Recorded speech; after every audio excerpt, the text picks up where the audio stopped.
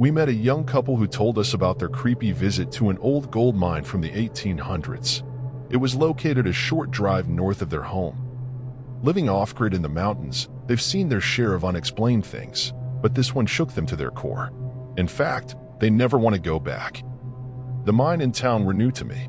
When it comes to Colorado, there are so many of these sorts of places, and the fact that they live in the remote mountains, I'm sure there are a lot of these abandoned mines and haunted locations nearby. The husband began. The mine is known to be haunted. One weekend we were bored and decided to drive the hour and a half to the mine. His wife interjected, "Yeah, it wasn't that far, and we've heard a lot about the town." I asked, "What do you mean?" She continued, "Well, it's a tourist town, like many of the old mine locations.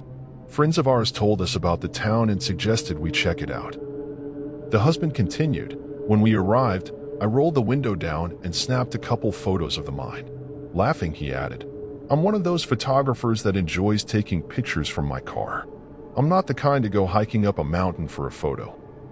Still parked in front of the mine, our young boy suddenly started screaming and crying. We didn't know what was wrong, he told us. He was strapped into his child's seat and everything looked fine. His wife added, "We kept turning around to look at him and tried to comfort him, but nothing worked. I got out of the car and opened the back door to comfort him. That didn't work either. He just kept screaming and his eyes were swollen with tears." I asked, "What did you do?" She said, "I walked around the car and got in behind my husband so I could sit in the back with him." That's when the man mumbled something. "What?" I asked. "Something got in the car with us. Someone or something climbed into the front seat before she shut the door and walked around the car to sit in the back," he said. "We couldn't see it, but we sure could feel its presence. It really spooked us," she added. Rather than stay there, and with our boy still screaming and crying, we decided to get out of there. "Even with that thing in the car?" I asked. He just looked at me. "Well, not exactly. We started driving out of town and out of nowhere, 3 deer jumped out into the road. I hit the brakes and avoided the first 2, but the last one slammed into the front passenger fender. Shit." He continued, "I stopped the car and we got out to inspect the damage. It was minor, but was still a hassle to get fixed." "What the hell?" I replied. "Did it kill the deer?" "No. All 3 deer ran off into the woods."